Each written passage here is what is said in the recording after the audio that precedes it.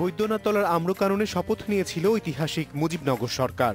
যে কোনো মুহূর্তে পাকিস্তানি বিমান হামলার আশঙ্কার মুখে অনুষ্ঠিত এই শপথ অনুষ্ঠানের স্থায়িত্ব ছিল ৪৫ মিনিট।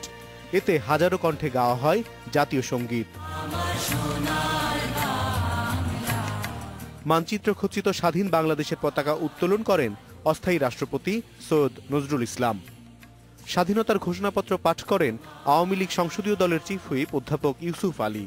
নতুন সরকারের অস্থায়ী রাষ্ট্রপতি, প্রধানমন্ত্রী ও মন্ত্রিসভার সদস্য এবং সেনাপ্রধানকেও শপথ পাঠ করান তিনি। শপথের পর সশস্ত্র মুক্তিযোদ্ধা ও আনসার সদস্যরা মন্ত্রিপরিষদের সদস্যদের গার্ড অব অনার জানায়। মুজিবনগর সরকারের এই প্রকাশ্য শপথ অনুষ্ঠান ছিল মুক্তিযুদ্ধের টার্নিং পয়েন্ট। পাকিস্তানি জান্তারা বিশ্বে প্রচারণা চালাচ্ছিল বাঙালির স্বাধীনতা যুদ্ধ হচ্ছে ভারতের মাটিতে বসে। এই প্রচারণা মিথ্যা প্রমাণেই স্বদেশের মুক্তাঞ্চলে আয়োজন হয় শপথ অনুষ্ঠানের। এ সময় উপস্থিত ছিলেন নানা দেশের শতাধিক সাংবাদিক।